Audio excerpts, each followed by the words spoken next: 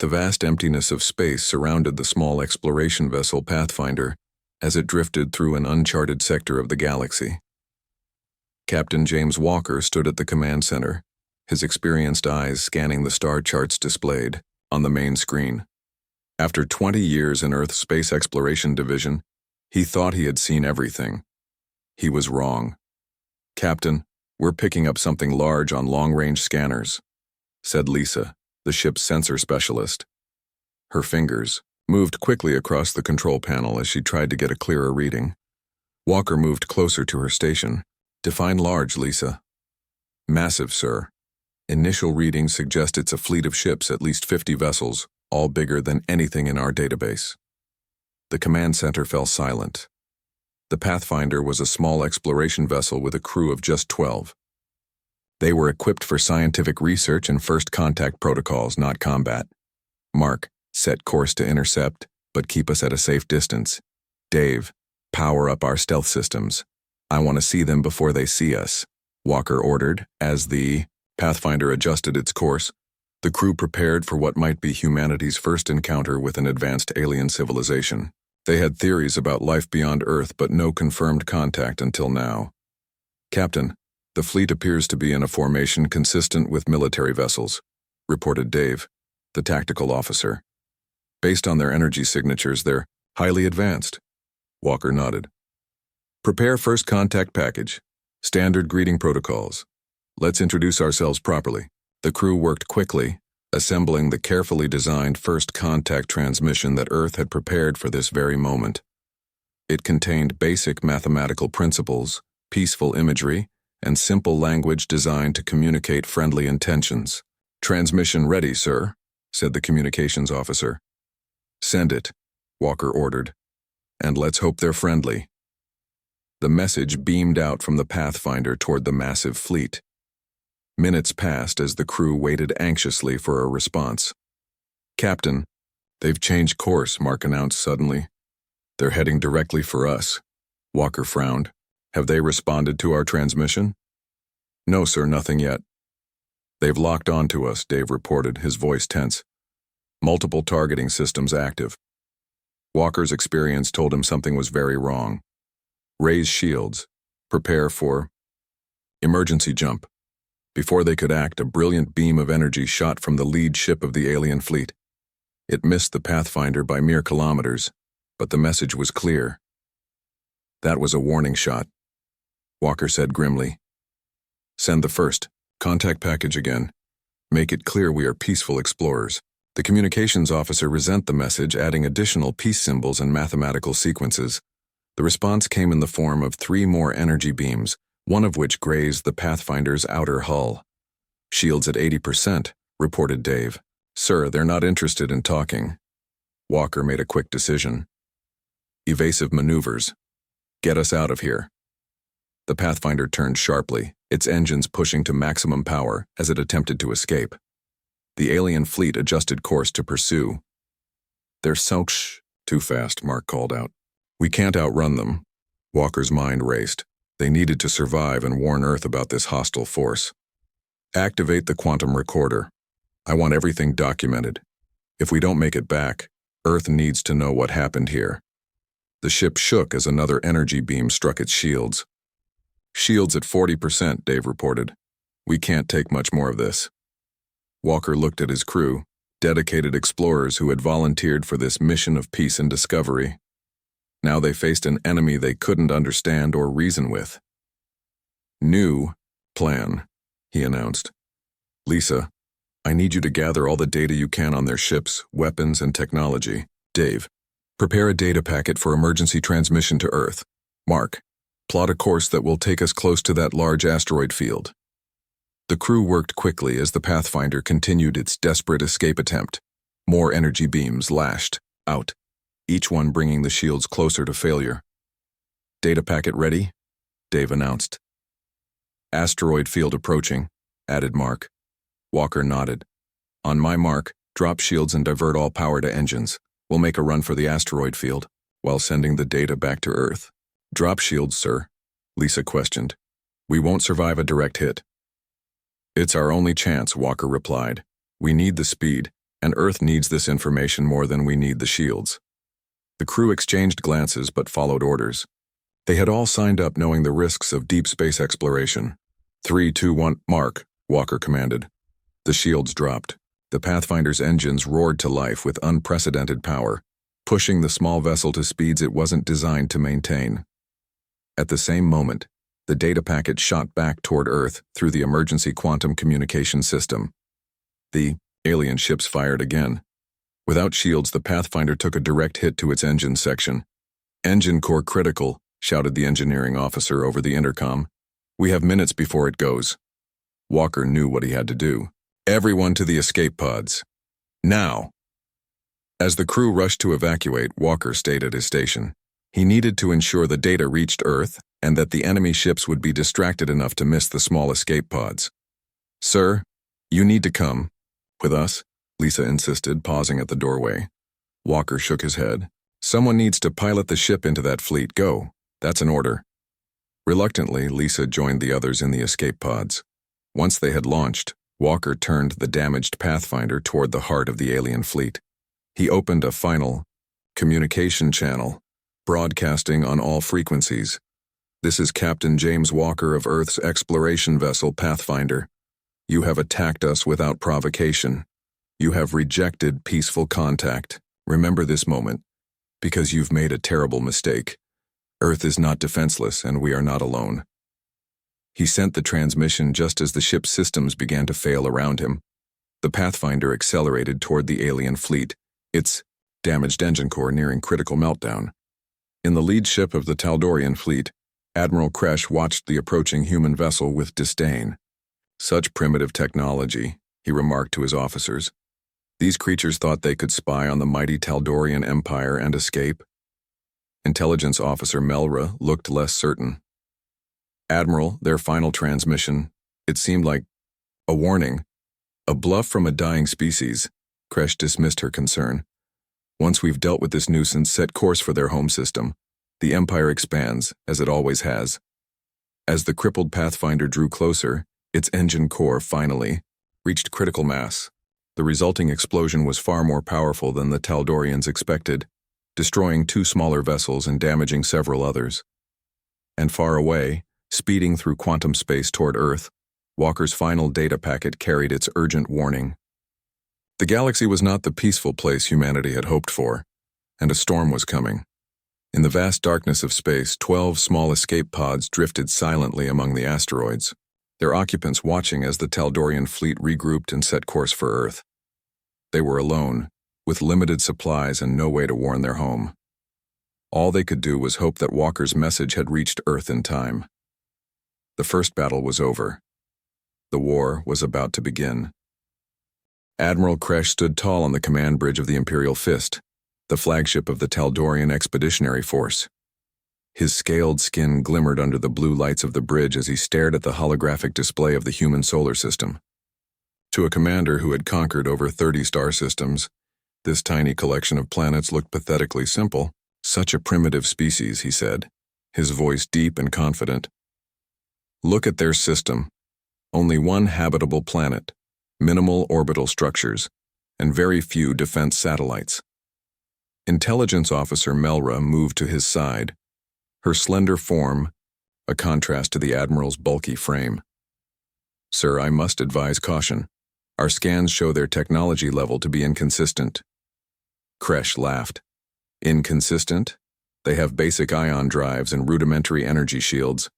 Their exploration vessel couldn't even withstand our lowest power weapons." "That's precisely my point, Admiral," Melra insisted. "Their ship used quantum communication technology to send a message back to their homeworld. That's advanced technology, yet their ship's defenses were minimal. Something doesn't add up." The Admiral waved his hand dismissively. "Perhaps they acquired that technology from trading with other species. It matters little. We have 20 warships for this simple mission. It's almost insulting to the Empire's might." Melra knew better than to argue further with the Admiral. In her 60 years of service to the Empire, she had seen this arrogance before, and it sometimes led to costly mistakes. "Prepare the fleet for the jump to their system," Kresh ordered. We'll arrive near their outer gas giant and proceed with standard intimidation protocols. As the Taldorian fleet prepared for the faster-than-light jump, the crew worked with the efficiency that had made the Empire the dominant power in the galaxy. They had conquered countless worlds using the same approach: arrive with overwhelming force, destroy minor targets to demonstrate power, and demand immediate surrender. "Fleet ready, Admiral," announced the navigation officer. "Excellent. Begin." The jump sequence, Kresh commanded. The 20 ships of the Expeditionary Force activated their jump drives in perfect synchronization, tearing holes in the fabric of space. Within moments, they had crossed the vast distance and emerged near Neptune, the blue gas giant in the outer reaches of the solar system. "Scan the system," Kresh ordered as soon as they arrived. The sensor officers immediately went to work, mapping Earth's solar system in detail. "Sir, we're detecting several space stations around the third planet and their moon. Basic orbital platforms, some communication satellites, and what appear to be primitive defense systems," reported the chief sensor officer. "Any military vessels?" Kresh asked. "A few small ships near the planet, mostly in orbit. Nothing that poses any threat to our fleet." Kresh smiled, revealing pointed teeth.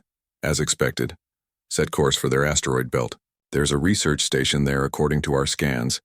We'll destroy it as our first demonstration." The fleet moved smoothly through the solar system, their advanced engines allowing them to cover the distance quickly. They approached the asteroid belt between Mars and Jupiter, where a small research station floated among the rocks. "Station in range, Admiral," announced the weapons officer. "Open a communication channel to all frequencies in the system," Kresh ordered.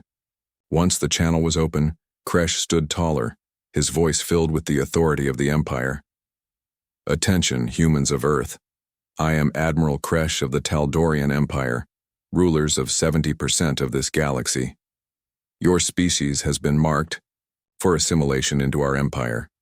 Resistance is futile and will only result in unnecessary destruction. To demonstrate our power, we will now destroy your research outpost. After this display, we expect your immediate surrender." He nodded to the weapons officer, who fired a single beam of energy at the station. The station exploded instantly, fragments scattering among the asteroids. "Broadcast their destruction across the system," Kresh commanded. "Let them see what happens to those who oppose the Empire."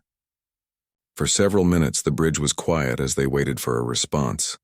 The Admiral expected panicked communications, perhaps desperate pleas for mercy. Instead, they received nothing. "No response, Admiral," reported the communications officer, sounding confused. Melra frowned. "This is unusual. Most species attempt to negotiate after the first demonstration. Perhaps they're too primitive to understand the gravity of their situation," Kresh suggested. "Move the fleet closer to their planet. Target one of their orbital platforms next." As the fleet started to move, a sensor officer suddenly called out, "Admiral, I'm detecting energy signatures activating throughout the asteroid belt." "What? Show me," Kresh demanded. The holographic display changed to show dozens of small objects powering up among the asteroids. Objects that had been completely inactive and invisible to their scans moments ago. "What are those?" Kresh asked, his confidence wavering for the first time. Before anyone could respond, the objects moved with incredible speed, shooting toward the Taldorian fleet. "Evasive maneuvers," Kresh shouted, but it was too late. The objects, now clearly small but powerful attack drones, swarmed 3 of the Taldorian ships at the rear of the formation. They latched onto the hulls and simultaneously detonated, creating explosions far more powerful than their size should have allowed. "3 ships lost, Admiral," shouted the tactical officer, panic in his voice. "Impossible!" Kresh roared. How could such primitive weapons? He was interrupted as more energy signatures appeared, this time from behind Jupiter's moons. 5 sleek vessels emerged, their design unlike anything in the Taldorian database. "Admiral," Melra said quietly, "those ships are much more advanced than the exploration vessel we encountered."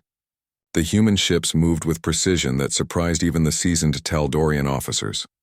They formed a perfect attack pattern and launched what appeared to be guided energy torpedoes. "Raise all shields," Kresh ordered. The Taldorian shields, activated just as the torpedoes reached them. Instead of exploding on impact, the torpedoes phased through the shields as if they weren't there. "How is this possible?" Kresh demanded as the torpedoes struck 4 more of his ships, causing critical damage. A communication channel opened and a human face appeared on the main screen. It was an older man with gray hair and a stern expression. "This is Admiral Thomas Reynolds of Earth's Defense Fleet. You attacked our exploration vessel without provocation. You destroyed an unmanned research station. 7 of your ships are now disabled or destroyed. This is your only warning. Leave our solar system immediately, or we will eliminate your entire fleet." Kresh was speechless for a moment, a rare occurrence for the proud admiral. "Where did these ships come from? Our scans showed nothing of this capability." Melra looked grim. "They were hiding, Admiral, waiting for us to make exactly the move. We did." Before Kresh could respond, another wave of attack drones emerged from hiding places throughout the asteroid belt. This time they targeted the flagship directly. "Divert all power to forward shields," Kresh ordered. It wasn't enough. The drones penetrated their defenses with ease, causing multiple breaches in the hull. Emergency alarms blared throughout. The ship. "Admiral, we've lost 9 ships total. 3 more are severely damaged," reported the tactical officer. "Our weapons are having minimal effect on their vessels." Kresh, for the first time in his career, felt fear grip his heart. This was supposed to be a simple mission against a primitive species. Instead, half his fleet was destroyed in minutes. "Order a retreat," he said, his voice low. "All ships, emergency jump to Rally Point Alpha." As the remaining ships prepared to flee, Admiral Reynolds' voice came through the communication channel. Once more, "Return to your empire, Admiral. Tell them what happened here today. And deliver this message. You've only met our border patrol. Our real military hasn't even left Earth yet."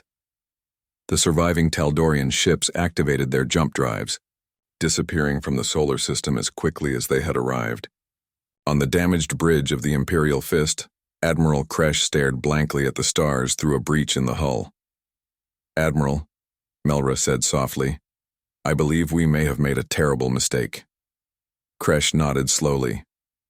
"The Emperor must be informed, immediately. These humans, they are not what they appeared to be." As the remnants of the expeditionary force retreated to safety, Earth's defense fleet returned to their hiding places among the planets and moons. The real war was just beginning, and humanity was ready. Admiral Thomas Reynolds stood in Earth's Central Command, a vast underground facility buried deep beneath the Rocky Mountains. Around him, hundreds of military personnel worked at their stations, monitoring every corner of the solar system. Large screens covered the walls, showing real-time data from their defense network. "Status report," Reynolds ordered as he approached the main tactical display. Commander Lisa Reeves, his second-in-command, stepped forward. A veteran of 3 decades. In space operations, she was one of Earth's most brilliant military minds. "The Taldorian Expeditionary Force has fled the system, Admiral," she reported. "We destroyed 9 of their vessels and damaged several others. No casualties on our side." Reynolds nodded, his weathered face showing little emotion. "And the escape? Pods from the Pathfinder? Recovery teams have found 7 pods so far, 5 crew members alive, sir." Reynolds closed his eyes briefly. James Walker had been a friend. His sacrifice would not be forgotten. "Sir," Reeves continued, "intelligence predicts the Taldorians will return with a much larger force. Their empire doesn't take defeat well." "Of course they don't," Reynolds said. "No empire does. That's why we've been preparing for this moment for over a century." He turned to address the command staff. These men and women represented the best military minds from every nation on Earth. For generations, humanity had worked in secret, building defenses and technologies far beyond what they showed to the galaxy.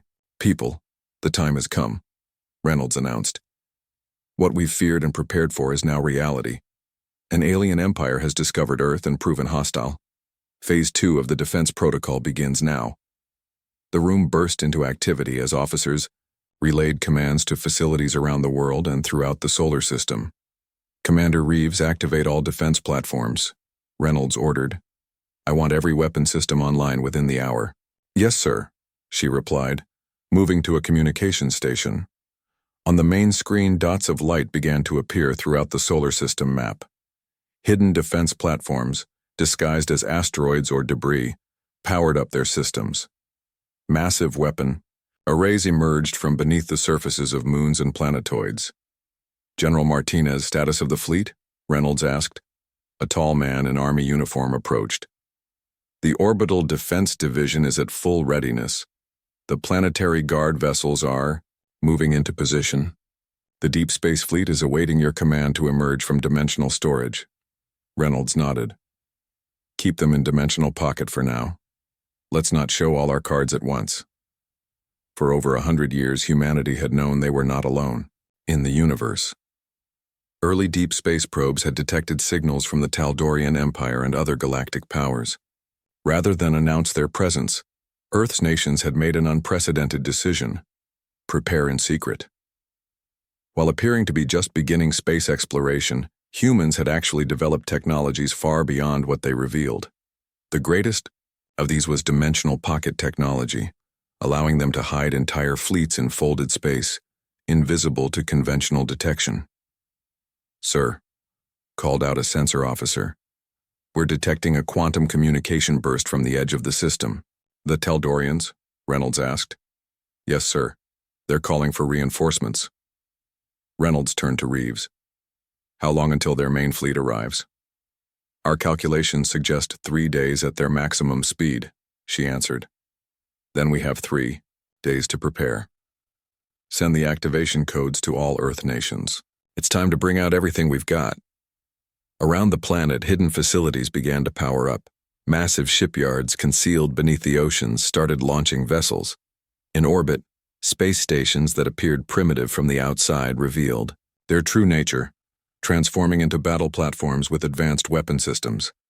Admiral, Reeves said, the World Council is requesting your presence for an emergency session. Reynolds nodded. Patch them through to the main screen. The tactical display changed to show 12 faces, the leaders of Earth's unified government. Their expressions were grave but determined. Admiral Reynolds, began the Council President. Your assessment of the situation? Madam President, Council members. Reynolds addressed them formally. We've successfully repelled the first Taldorian attack, but their main fleet is coming. Based on the data we gathered from their ships, they control a significant portion of the galaxy and have conquered numerous species. They're powerful, but not invincible. And our chances? Asked another council member. Better than they think, Reynolds replied with a slight smile. For generations, we've built our defenses while presenting a primitive facade to the galaxy. The Taldorians have no idea what they're really facing. Then we authorized the full implementation of the Preservation Protocol, the President announced. All military assets are at your disposal, Admiral. Defend Earth at all costs. Yes, Madam President. The screen returned to the tactical display as Reynolds turned back to his staff. Commander Reeves, it's time to activate Project Reckoning. A hush fell over the command center. Project Reckoning was humanity's ultimate weapon, developed over decades in secret facilities on Mars. Are you certain, sir? Reeves asked quietly. Once we reveal the Reckoning, there's no going back. The galaxy will know our true capabilities. They left us no choice when they attacked without provocation, Reynolds replied. Send the activation codes to Mars Command. Yes, sir, Reeves said, moving to a secure terminal.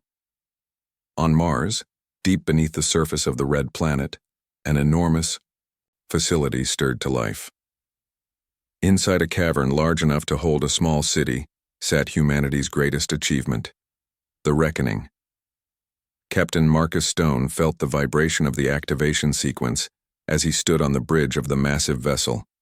Nearly the size of Earth's moon, the Reckoning was powered by a contained star at its core, giving it enough energy to destroy entire planets if necessary.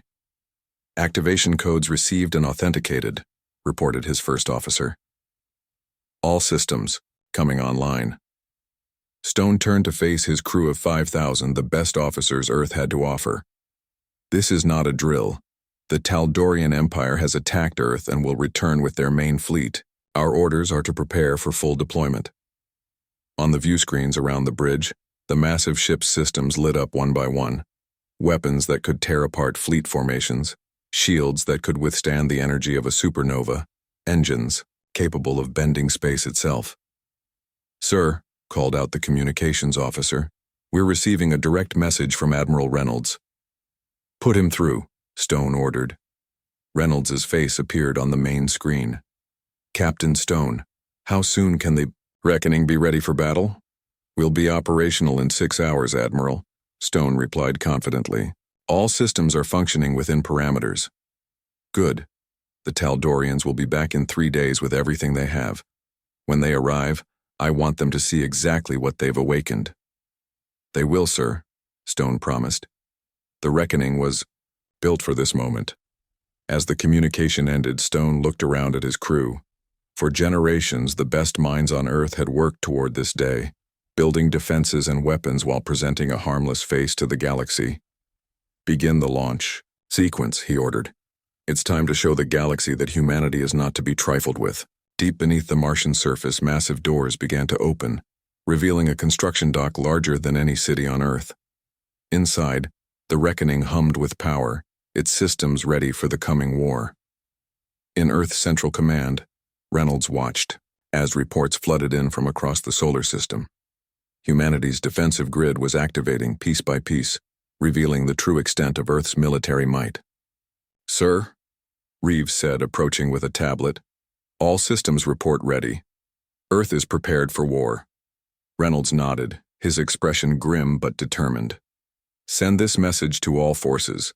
The real battle begins now. The giant has awakened." Emperor Vorxus slammed his fist against the arm of his throne, causing the gathered officers to flinch. His green scales darkened with rage as he reviewed the reports from Admiral Kresh's failed expedition. "Half a fleet destroyed by a species we deemed primitive?" he roared. "This is unacceptable." The grand hall of the Imperial Palace fell silent. For 3,000 years, the Taldorian Empire had expanded without serious resistance. Now, a previously unknown species had humiliated them. Admiral Kresh knelt before the throne, his head bowed low. The once proud commander now awaited his punishment. "Your Majesty," he said, his voice barely audible, "I take full responsibility for underestimating the humans. They concealed their true capabilities." "Excuses," Emperor Vorxus hissed. "You failed to properly assess a potential threat. Intelligence Officer Melra warned you, yet you ignored her counsel." Melra stood to the side, her face carefully neutral. Though she had been right, she took no pleasure in Kresh's humiliation. The Emperor rose from his throne, towering over the kneeling admiral. "However, this failure has revealed something important. These humans are deceptive and dangerous. They hide their true strength and strike when we least expect it." He turned to his Grand General Draz, a battle-scarred veteran who had led the Empire's forces for over a century. "Prepare the main fleet. We will crush this human infestation before they become a greater threat." "How large a force, Your Majesty?" Draz asked. "Everything," the Emperor replied. "I want 500 warships. I want our largest dreadnoughts. I want planet killers. These humans will learn what happens when you defy the Taldorian Empire." As officers rushed to carry out his orders, Emperor Vorxus returned to his throne. "Kresh, you will redeem yourself by serving under General Draz. Your knowledge of the human system, limited though it may be, will be useful." "Thank you, Your Majesty," Kresh said, relief evident in his voice. "Do not thank me yet," the Emperor warned. "Fail again, and your life is forfeit." Within hours, the Empire's vast military machine was in motion. Ships from across Taldorian space converged at the central staging area. Weapons were loaded, troops were boarded, and battle plans were drawn up. General Draz stood on the bridge of the Imperial Wrath, a dreadnought 5 times larger than the ships in Kresh's expeditionary force. Around him, officers prepared for the largest military operation in recent Imperial history. "Admiral Kresh," Draz called, "join me." Kresh approached cautiously. The general's reputation for ruthlessness was well earned. "Tell me everything about these humans," Draz demanded. "Leave nothing out." "They're deceptive, sir," Kresh began. Their visible technology suggested a primitive species just beginning space exploration, but they've clearly been developing advanced weapons and defenses in secret. "How advanced?" Draz asked. "Their ships could penetrate our shields as if they weren't there. They had weapon platforms hidden throughout their system that our scanners couldn't detect until they activated." Draz frowned. "And their message about their real military? A bluff, surely," Kresh said, though he sounded uncertain. "What we faced must have been their main defense force." Melra, who had been assigned to the general's staff, stepped forward. "With respect, I disagree. The human ships we encountered showed restraint. They disabled our vessels rather than destroying all of them. I believe they were testing our capabilities." Draz considered this. Unlike Kresh, he had not risen to his position by underestimating enemies. "We will proceed with caution," he decided. "Full scans of the system before we engage, and we will be ready for any surprises." 3 days later, the massive Taldorian fleet arrived at the edge of the solar system. 500 warships, including 20 dreadnoughts and the Emperor's personal flagship, emerged from faster-than-light travel in perfect formation. "Full scan of the system," Draz ordered immediately. The sensor officers worked quickly, using the Empire's most advanced detection systems to sweep the solar system. "Sir, we're detecting numerous defense platforms throughout the system," reported the chief sensor officer. "Far more than were active during the previous engagement." "And the human fleet?" Draz asked. "Several vessel groups near their home planet, and major moons. Approximately 200 ships total." Draz nodded.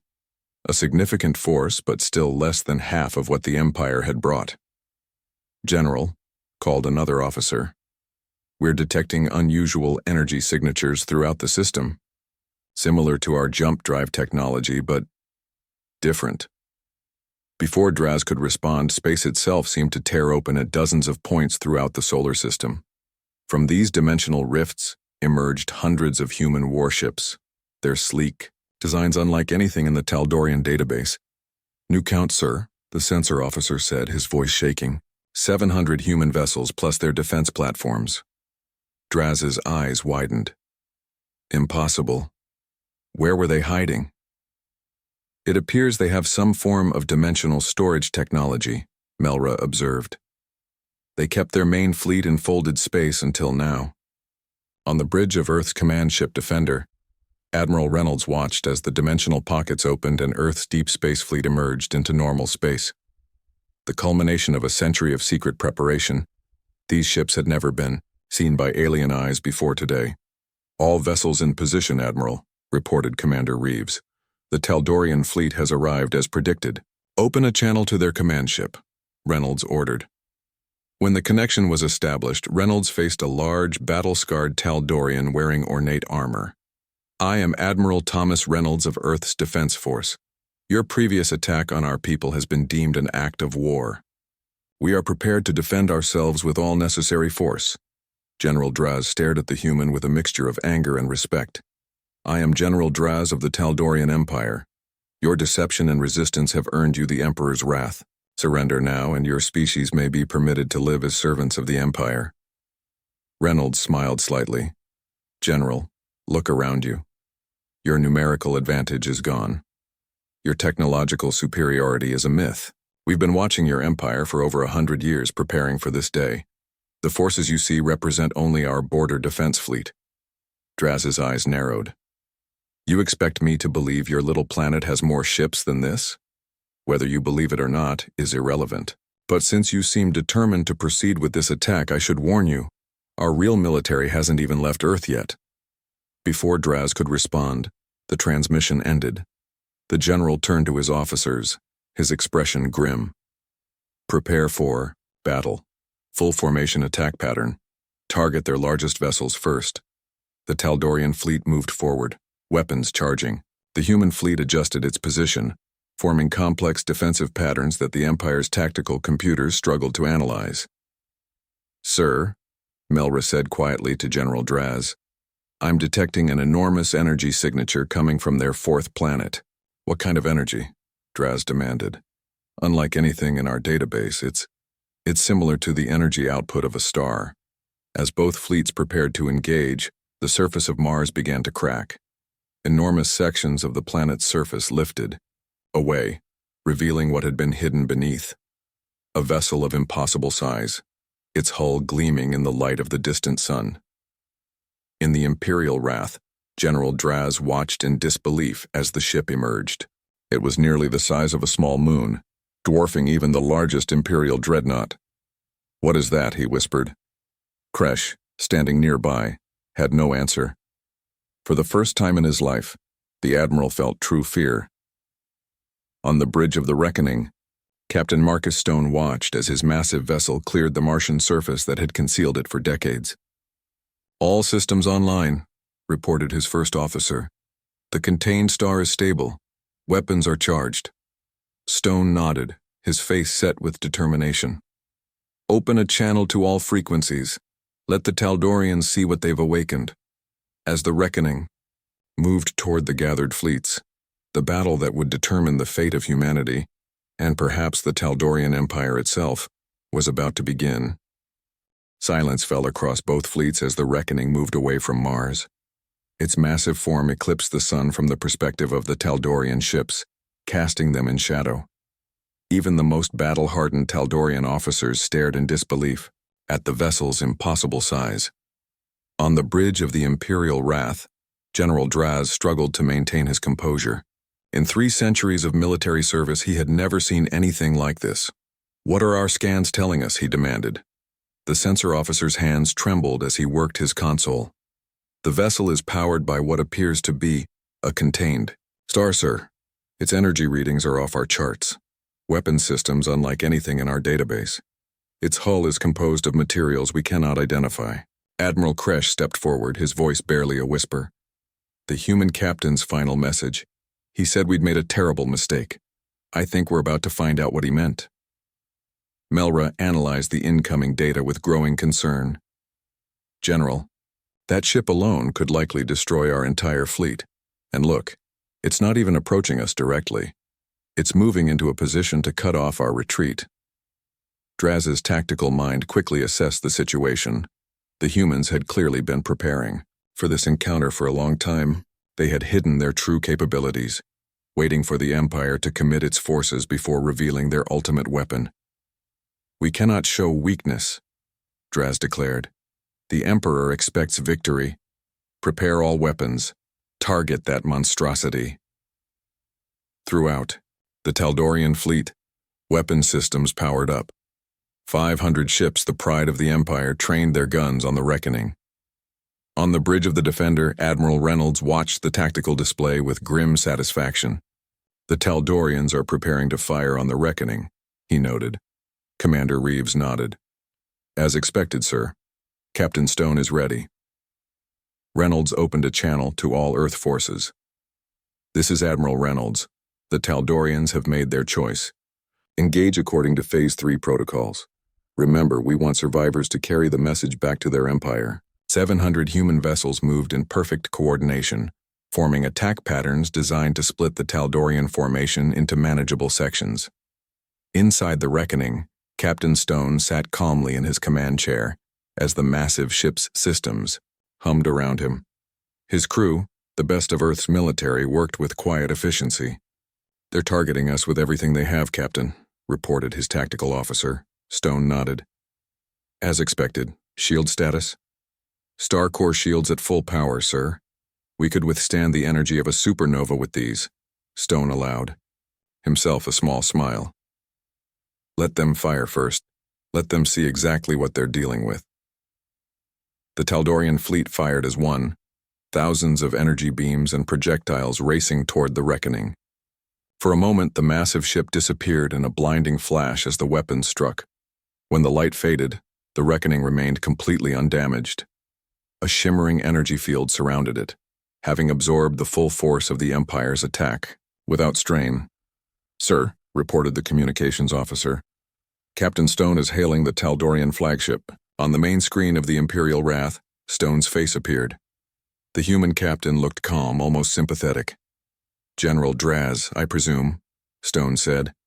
"I am Captain Marcus Stone of Earth's Dreadnought Reckoning.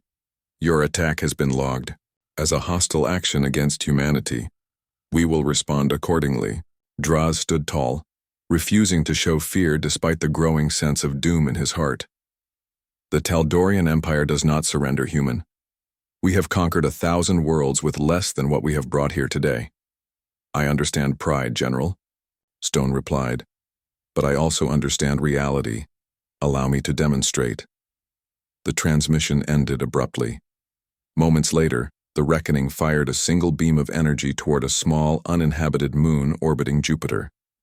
The beam, thin and precise, touched the surface of the moon. The entire moon disintegrated instantly, reduced to cosmic dust. Horror spread across the bridge of the Imperial Wrath. A single shot from the human vessel had destroyed a celestial body. "General," Melra said urgently, "the human fleets are moving to encircle us." Draz watched as the tactical display showed human ships executing complex maneuvers, cutting off escape routes and isolating sections of his fleet. "Sir," called out the communications officer, "we're receiving reports of Taldorian ships being disabled throughout the formation. The humans are using some kind of energy pulse that shuts down our systems without destroying the vessels." Admiral Kresh shook his head in disbelief. "They don't even want to destroy us, they're toying with us." A new transmission came through. This time it was Admiral Reynolds. "General Draz, this demonstration should make our position clear. Your ships are being systematically disabled. Those that resist will be destroyed, but we prefer not to annihilate your forces." "What do you want, human?" Draz asked, his voice tight with suppressed rage. "We want you to take a message back to your Emperor," Reynolds replied. "Humanity is not interested in conquest. We have no desire to destroy your empire, but we will not be conquered, and we will not tolerate further aggression." As Reynolds spoke, the battle unfolded across the solar system. Human ships moved with precision that spoke of years of training and preparation. They disabled Taldorian vessels with targeted weapons that left life support intact, while neutralizing offensive capabilities. The Reckoning remained in position, a silent threat that needed no further demonstration after the destruction of the moon. Draz realized with growing clarity that this was a battle he could not win. The humans had planned for this confrontation for generations. They had studied the Empire, prepared countermeasures for every Taldorian tactic, and developed technologies beyond what the Empire possessed. "Your Emperor has a choice," Reynolds continued. "Return to your borders and leave humanity in peace, or face the consequences of continued aggression. Be aware that what you've seen today represents only a fraction of our capabilities." The statement was met with disbelief from the Taldorian officers. How could this be only a fraction of their power? As if reading their thoughts, Reynolds added, "The Reckoning is our first dreadnought. There are 3 more under construction. We have merely shown you our defensive capabilities today. You do not want to see our offensive capabilities." On the Asti bridge of the Imperial Wrath, Draz turned to his officers. Half of their fleet was already disabled. The rest were surrounded and outmatched. "General," Melra said quietly, "continued resistance will only result in more Taldorian deaths. The battle is lost." For the first time in his long career, General Draz gave the order he had never thought possible. "All ships, cease fire, power, down weapons."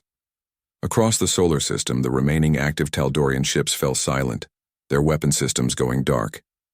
Admiral Reynolds nodded with satisfaction as reports came in.